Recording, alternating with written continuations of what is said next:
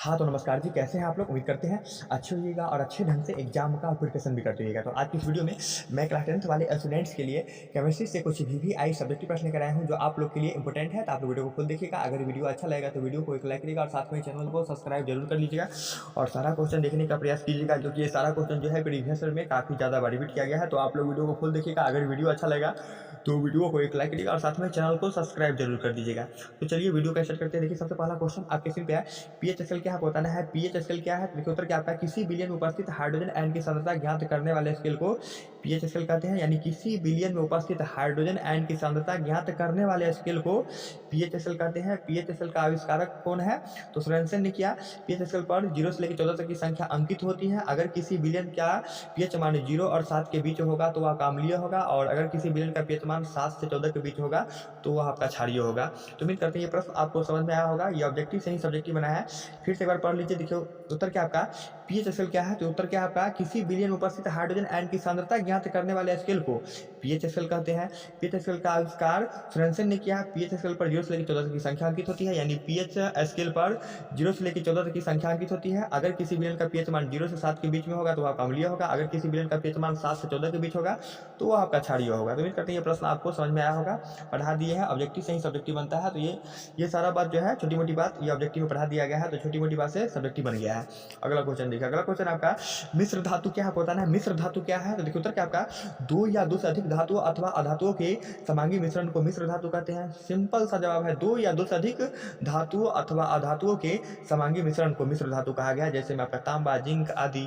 अगला क्वेश्चन देखिए। अगला क्वेश्चन आपका, उभयधर्मी ऑक्साइड किसे कहते हैं आपको बताना है। उभयधर्मी ऑक्साइड किसे कहते हैं? तो देखिए उत्तर क्या आपका, वे ऑक्साइड जो अम्ल तथा क्षार दोनों से अभिक्रिया करके लवण प्रदान करता है उसे हम उभयधर्मी ऑक्साइड कहते हैं। तो उम्मीद करते हैं ये भी प्रश्न आपको समझ में आया होगा। वो टाइप प्रश्न है। देखिए उभयधर्मी ऑक्साइड किसे कहते हैं? देखिए वे ऑक्साइड जो अम्ल तथा क्षार दोनों से अभिक्रिया करता है, अभिक्रिया करके दोनों से अभिक्रिया करके अम्ल तथा क्षार दोनों से अभिक्रिया करके लवण प्रदान करेगा, उसे हम उभयधर्मी ऑक्साइड कहेंगे। अगला क्वेश्चन देखिए। अगला क्वेश्चन है आपका, धान्विक या सोनर्स से आप क्या समझते हैं आपको बताना है। धान्विक या सोनर्स किसे कहते हैं? क्वेश्चन ऐसे हैं। तो देखिए उत्तर क्या आपका, कुछ धातु किसी कठोर सतह से टकराने पर एक विशेष प्रकार की ध्वनि उत्पन्न करती है। यानी कुछ धातु जो होता है ना, किसी कठोर सतह से टकराने के बाद एक विशेष प्रकार की ध्वनि अर्थात आवाज उत्पन्न करती है, जिसे धात्विक ध्वनि कहते हैं। इस प्रकार की धातुएं धान्विक या सोनरस कहलाती है, जैसे लोहा, तांबा। यानी सिंपल भाषा में समझिए, कुछ धातु जो होता है ना, किसी ठोस पदार्थ से जब टकराता है तो एक विशेष प्रकार की आवाज उत्पन्न करता है, जिसे हम धात्विक ध्वनि कहते हैं। इस प्रकार की धातुएं धान्विक या सोनरस कहलाती है, जैसे लोहा, तांबा आदि। एक बार पढ़ लीजिए, खुद से याद हो जाएगा 100%। अगला क्वेश्चन देखिए। अगला क्वेश्चन आपका, संयोजी इलेक्ट्रॉन क्या है बताना है। संयोजी इलेक्ट्रॉन क्या है? सोडियम की संयोजकता कितना होता है? तो देखिए उत्तर क्या आपका, परमाणु के बाह्यतम कक्षा में उपस्थित इलेक्ट्रॉनों की संख्या को संयोजी इलेक्ट्रॉन कहते हैं। यानी परमाणु के बाह्यतम कक्षा में उपस्थित इलेक्ट्रॉनों की संख्या को संयोजी इलेक्ट्रॉन कहा गया है। सोडियम की संयोजकता 1 होता है। यानी परमाणु के बाह्यतम कक्षा अर्थात अंतिम कक्षा में उपस्थित इलेक्ट्रॉनों की संख्या को संयोजी इलेक्ट्रॉन कहते हैं। और देखिए सोडियम की संयोजकता कितना होता है? तो 1 होता है। देखिए सोडियम का संकेत क्या होता है? Na होता है। और सोडियम का परमाणु संख्या कितना होता है? 11 होता है। तो क्या आ जाएगा, इसका इलेक्ट्रॉनिक विन्यास 2 8 1 होगा। तो देखिए बाह्यतम कक्षा में कितना इलेक्ट्रॉन है? तो बाह्यतम कक्षा में सोडियम का 1 इलेक्ट्रॉन है। तो बाह्यतम कक्षा में जो इलेक्ट्रॉन होता है ना, वही आपका संयोजकता होता है। तो ऑप्शन आपका, सॉरी ऑप्शन नहीं होगा, संयोजकता सोडियम की 1 होगा। देखिए है ना, दिया गया है सोडियम की संयोजकता 1 होता है। अगला क्वेश्चन देखिए। अगला क्वेश्चन आपका, रक्त क्या है? रक्त के कार्य को लिखा, आपको बताना है रक्त क्या है और रक्त के कार्य को लिखना है। तो देखिए रक्त एक तरल संयोजक है। रक्त क्या है? तो रक्त एक तरल संयोजक है। और रक्त का प्रमुख 3 कार्य होता है। पहला आपका पदार्थों का परिवहन करता है। रक्त जो है ना, ये पदार्थों का परिवहन करता है। और दूसरा आपका संक्रमण से शरीर की सुरक्षा, यानी बीमारी से शरीर की सुरक्षा प्रदान करती है।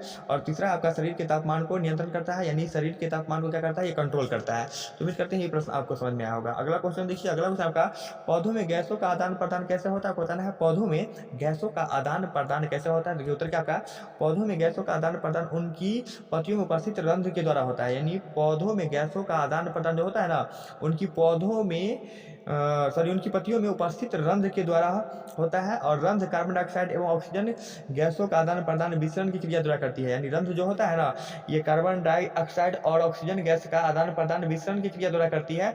और यह क्रिया पौधे की आवश्यकता पर निर्भर करती है। तो अगर पढ़ लीजिए, याद हो जाएगा। अगला क्वेश्चन देखिए। अगला क्वेश्चन आपका, सजीव के 4 लक्षण को लिखिए, आपको बताना है सजीव के 4 लक्षण क्या क्या होते हैं। देखिए निम्नलिखित है। पहला आपका गति, श्वसन एंड पोषण और उत्सर्जन, ये 4 लक्षण याद कर लीजिए। गति, पोषण, श्वसन और चौथा आपका उत्सर्जन। अगला क्वेश्चन देखिए, अगला क्वेश्चन आपका वाष्पोत्सर्जन से आप क्या समझते हैं, इसके महत्व को लिखिए। तो देखिए उत्तर क्या आपका, पौधों की पत्तियों में छिद्रों से जल का वाष्प के रूप में बाहर निकलना वाष्पोत्सर्जन कहलाता है। यानी पौधों की पत्तियों के छिद्रों से जल का वाष्प के रूप में बाहर निकलना है ना, बाहर निकलने की प्रक्रिया को या क्रिया को हम क्या कहते हैं, वाष्पोत्सर्जन कहते हैं। वाष्पोत्सर्जन के महत्व क्या है, तो देखिए यह जल और शोषण को नियमित करते हैं, यानी यह जल और शोषण को क्या करते हैं, तो नियमित करते हैं। और आगे देखिए रसारोहण के प्रति उत्तरदायी होता है, यानी रसारोहण के प्रति क्या होता है, ये उत्तरदायी होता है। अगला है आपका पौधे के तापमान संतुलित रखता है, यानी पौधे के तापमान जो है ना, पौधे के तापमान को बैलेंस बना के रखता है, इतना समझिए। तो पढ़ लीजिए, याद हो जाएगा। अगला प्रश्न देखिए, अगला प्रश्न है आपका, क्या होगा अगर मानव शरीर में दोनों वृक्कों को हटा दिया जाए, यानी क्या होगा जब मानव शरीर के दोनों वृक्कों को हटा दिया जाएगा तो मर जाएगा। तो देखिए उत्तर क्या आपका, वैसे तो मर जाएगा मेरे हिसाब से दिया होगा इसमें। देखिए उत्तर क्या आपका, यदि मनुष्य के शरीर से दोनों वृक्कों को हटा दिया जाए तो उत्सर्जन तंत्र नष्ट हो जाएगा।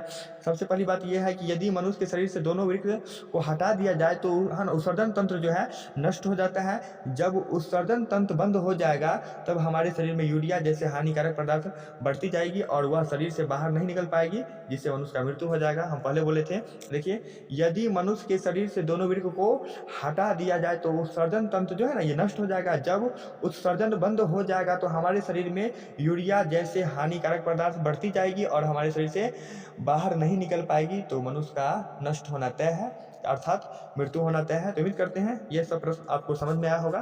तो वीडियो को एक लाइक करिएगा और साथ में चैनल को सब्सक्राइब कर लीजिएगा। और कम समय में ज़्यादा प्रिपरेशन करवा दूंगा, तो आप लोग वीडियो को आज शेयर करिए। कम से कम आप लोग शेयर नहीं करते हैं। 900 सब्सक्राइबर पुर गया है, आप लोग 100 कमी है, तो कम से कम आप लोग 100 पूरा सकते हैं। अभी भी एग्जाम का लगभग 1 महीना बचा हुआ है, तो आप लोग शेयर कीजिए। हर एक वीडियो को आप लोग शेयर कीजिए। रोज़ रोज़ कहना अच्छा नहीं लगता है, आप लोग नहीं करते हैं, सिर्फ आप देख लेते हैं। तो देखने से थोड़ी ना होता है, आप कम से कम मेरा भी काम कीजिए, क्योंकि दोनों हाथ ताली बजता है, एक हाथ ताली नहीं बजता है। तो हम वीडियो आप लोग के लिए बनाते हैं इतना मेहनत करके, तो थोड़ा आप लोग शेयर कर दीजिएगा, तो कुछ नहीं जाने वाला है आप लोग का।